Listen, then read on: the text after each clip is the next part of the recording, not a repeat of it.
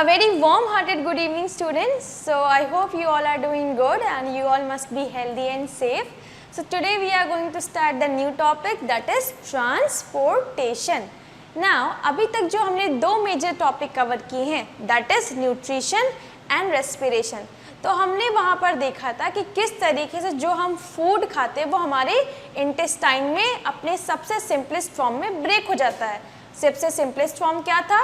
Carbohydrate अपने simplest form यानी कि ग्लूकोज, प्रोटीन अपने सबसे सिंपलेस्ट फॉर्म यानी कि अमीनो एसिड्स एंड फैट अपने सबसे सिंपलेस्ट फॉर्म यानी कि फैटी एसिड एंड ग्लिसराइड्स में कन्वर्ट हो जाता है या ब्रेक हो जाता है इंटेस्टाइन के अंदर. अब इस डाइजेस्टेड फूड को सेल्स तक पहुंचना है, क्योंकि अल्टीमेटली ये जो भी फूड हम खाते हैं वो हम अपने लिए नहीं खाते हैं, हमारे बॉडी के अंदर जितने भी सेल्स हैं उनके लिए खा रहे हैं, क्योंकि उनको उस फूड से मिलता है glucose, protein, fatty acids and glycerides. And ये सारी चीज़ें सेल्स यूज़ करते हैं एनर्जी को ऑब्टेन करने के लिए, क्योंकि इस फूड में यानी कि ग्लूकोज में क्या होता है, हिडन एनर्जी होती है. तो जब इस ग्लूकोज की बर्निंग होती है तो उससे एनर्जी रिलीज होती है.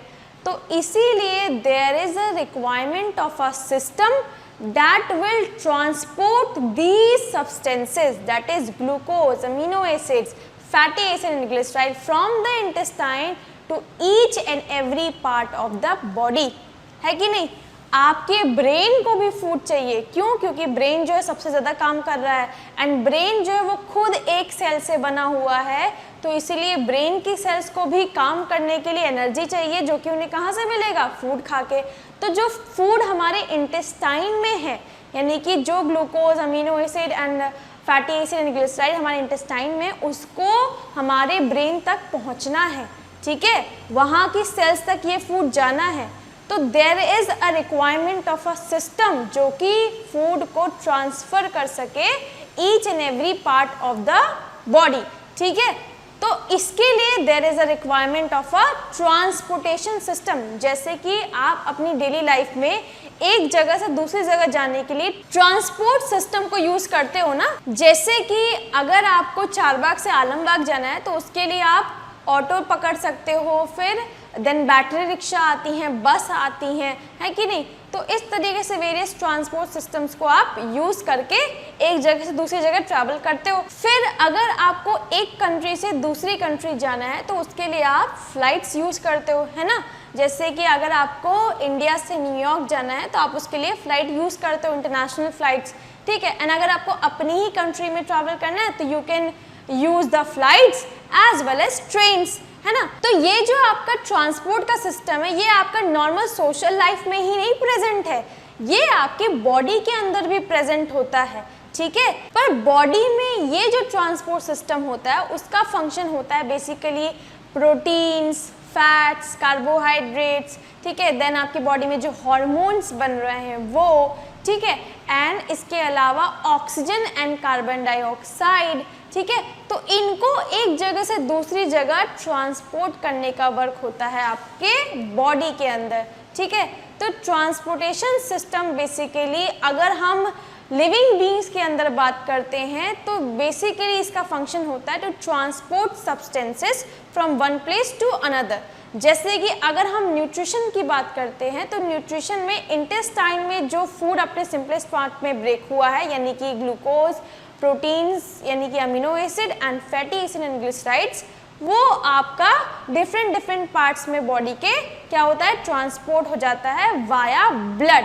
तो हमारी बॉडी में ब्लड जो होता है वो आपका ट्रांसपोर्ट करने में हेल्प करता है. ठीक है, सिमिलरली अगर हम बात करें रेस्पिरेशन में तो रेस्पिरेशन में आपका ऑक्सीजन, ठीक है, एंड कार्बन डाइऑक्साइड को एल्वियोलाई से सेल्स में पहुंचाना एंड सेल से कार्बन डाइऑक्साइड को एल्वियोलाई में पहुंचाना. ठीक है, तो ये दोनों ही काम जो होता है वो अगेन आपका ब्लड करती हैं. ठीक है, जो भी ऑक्सीजन एल्वियोलाई में आता है, ठीक है, जब हम इनहेल करते हैं तो सारी ऑक्सीजन कहाँ चली जाती है, एल्वियोलाई के अंदर, एंड एल्वियोलाई से फिर उस ऑक्सीजन को ब्लड के थ्रू सेल्स में पहुंचाया जाता है. एंड सेल में जितना भी waste carbon dioxide and water vapour generate होता है वो अगेन फिर ब्लड उसको लेकर वापस एल्वियोलाई में भेज देती है. जब हम एक्सहेल करते हैं तो वो आपकी ऑटोमेटिकली बॉडी से निकल जाता है, ठीक है। तो इस तरीके से जो ट्रांसपोर्टेशन सिस्टम है वो एक हमारी लाइफ का बहुत ही इम्पोर्टेंट प्रोसेस है, जो कि अगर नहीं होगा तो कई सारी चीज़ें रुक सकती हैं। ऑक्सीजन का, कार्बन डाइऑक्साइड का ट्रांसपोर्ट रुक जाएगा, फूड का ट्रांसपोर्ट रुक जाएगा।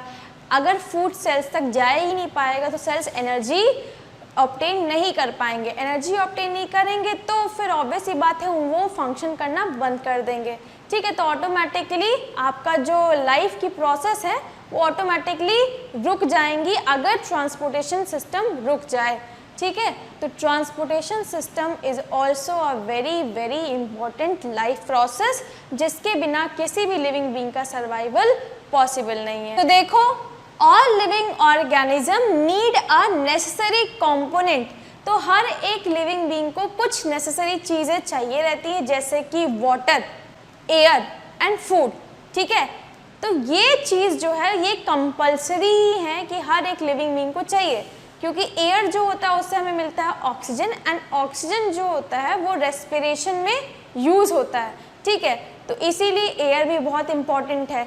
सिमिलरली वाटर, जितने भी आपके बॉडी में रिएक्शन हो रहे हैं वो सारे वाटर मीडियम में हो रहे हैं, तो इसीलिए पानी भी बहुत ज़रूरी है। आपकी पूरी बॉडी 70% वाटर से बनी हुई है, ठीक है। तो water is also very very important. Then food, तो जो एनर्जी आप ऑब्टेन करते हो वो इसी फूड के ब्रेकडाउन से होती है। जब ग्लूकोज की बर्निंग होती है तभी एनर्जी रिलीज होती है।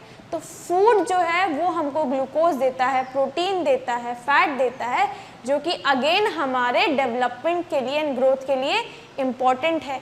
लेकिन ये सारी चीज़ें हमारी बॉडी में एक पर्टिकुलर लोकेशन पे ही मिलती हैं, बट हमारे बॉडी में एक जगह तो सेल्स है नहीं, हमारी बॉडी में बहुत ज़्यादा सेल्स हैं अलग अलग लोकेशन पे। तो जो हम ऑक्सीजन ले रहे हैं वो तो हमारे लंग्स में गया, लेकिन हमारे बॉडी में हर एक पार्ट को ऑक्सीजन चाहिए, हर एक सेल्स को ऑक्सीजन चाहिए।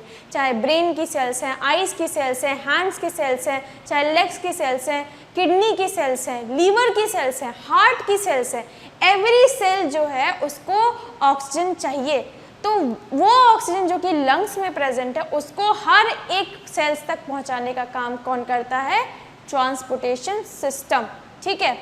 नेक्स्ट सिमिलरली वाटर, वाटर जो है वो आप जब पानी पीते तो अगेन आपके स्टमक में जाएगा, वहाँ से इंटेस्टाइन, तो इंटेस्टाइन से फिर डिफरेंट पार्ट तक उस वाटर को पहुँचाने का काम भी किसका है? ट्रांसपोर्टेशन सिस्टम का। फिर आते हैं हम फूड पर।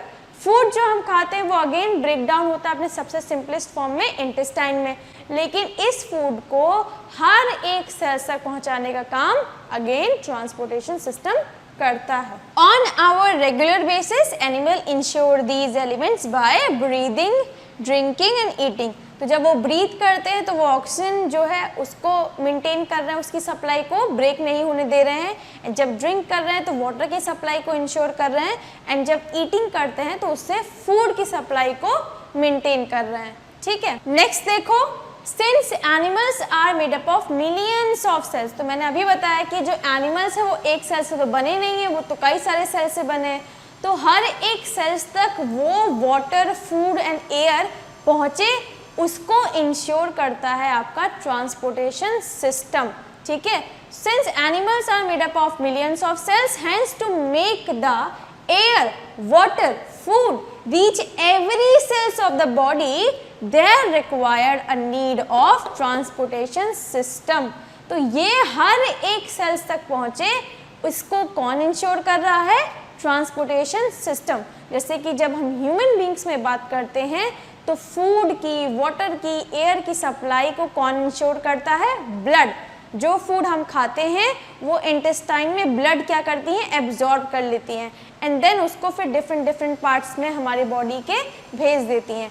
आपकी पूरी बॉडी में ब्लड फ्लो हो रहा है, किधर भी कट लगे आपके बॉडी से ब्लड आएगा, ठीक है। चाहे आपका कट यहाँ लग रहा हो, माथे पर लग रहा हो, हाथ पे लग रहा हो, तो आप देखते हो ना कि ब्लड उसमें तुरंत निकलने लगता है। क्यों? क्योंकि आपकी पूरी बॉडी में ब्लड फ्लो हो रहा है, एंड ये पूरी बॉडी में जब ब्लड फ्लो करेगा यानी कि वो हर एक बॉडी के सेल्स तक वो ब्लड रीच कर रहा है। तो वो ब्लड जब रीच करेगा तो हर एक चीज़ डिलीवर कर पाएगा, ठीक है, जैसे कि food, water and oxygen. Next देखो, in plants the vascular tissue is responsible for transporting the substance. तो जिस तरीके से ह्यूमन बींग्स में आपका ब्लड होता है ट्रांसपोर्टेशन के लिए, सिमिलरली आपके प्लांट्स में वैस्कुलर टिश्यू प्रेजेंट होते हैं, ठीक है, क्योंकि ऑब्वियस ही बात है प्लांट्स एंड एनिमल्स में ज़मीन आसमान का डिफरेंस है, तो obviously they do not have blood for their transportation, ठीक है, they have special tissues known as vascular tissues, ठीक है। जिस तरीके से एनिमल्स में ब्लड आपका टिश्यू है, ब्लड कौन सा टिश्यू होता है, लिक्विड कनेक्टिव टिश्यू, आपने क्लास 9th में टिश्यू वाले चैप्टर में पढ़ा था, ब्लड आपका फ्लूइड कनेक्टिव टिश्यू या लिक्विड कनेक्टिव टिश्यू होता है, एंड उसमें कई सारी सेल्स होती हैं जैसे कि आरबीसी, डब्ल्यूबीसी, प्लेटलेट्स, है ना, तो वो तो हम अभी बाद में डिस्कस करेंगे। तो जिस तरीके से आपके एनिमल्स में ब्लड कनेक्टिव टिश्यू होता है जो कि हेल्प करता है ट्रांसपोर्टेशन में, सिमिलरली प्लांट्स में आपका वैस्कुलर टिश्यू प्रेजेंट होते हैं जो कि हेल्प करते हैं ट्रांसपोर्टेशन में। नाउ तो सबसे पहले हम पढ़ेंगे ट्रांसपोर्टेशन इन प्लांट्स एंड उसके बाद फिर हम कंटिन्यू करेंगे ट्रांसपोर्टेशन इन एनिमल्स को, ठीक है।